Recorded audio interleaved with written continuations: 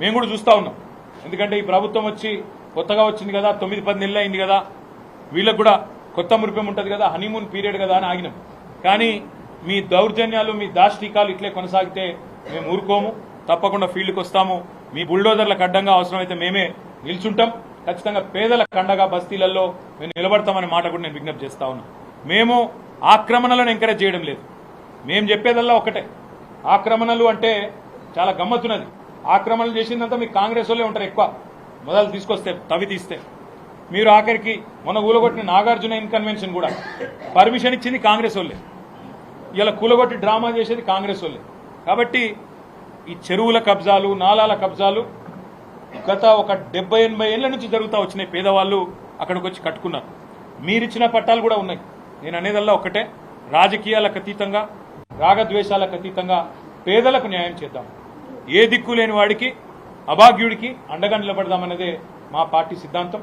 తప్పకుండా అండగా నిలబడతాం.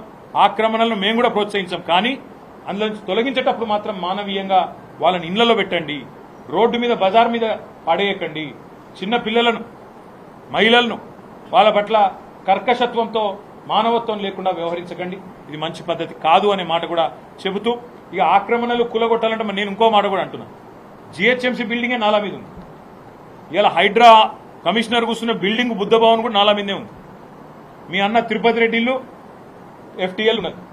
మీ మంత్రుల ఇండ్లు, ఫామ్ హౌజులు, షెర్లళ్ళు ఉన్నాయి. అవి గులగొడతావా? మొదలు అవి గులగొట్టాలి కదా. చారిటీ బిగిన్స్ ఎట్ హోమ్ అంటారు కదా, ఆడికెళ్ళి మొదలు పెట్టు. అంతగానం నీకుంటే కమిట్మెంటు, ఆడికెళ్ళి మొదలుపెట్టు. జిహెచ్ఎంసీ ఆఫీసు, బుద్ధ భవను, మీ అన్నది ఇల్లు, మీ మంత్రుల ఇండ్లు, మీ ఎమ్మెల్సీ పట్నం మహేందర్ రెడ్డి ఇల్లు, ఇవన్నీ కూడా మొదలు కూలగొట్టి నీ చిత్తశుద్ధి రుజువు చేసుకొని పేదవాళ్ళ మీద నీ ప్రతాపం చూపెట్టు తప్ప ఇష్టం వచ్చినట్టు చేస్తా అంటే ఊరుకోమనే మాట కూడా మళ్ళొకసారి చెబుతూ, ఈ సందర్శనలు ఇది మొదటిది మాత్రమే.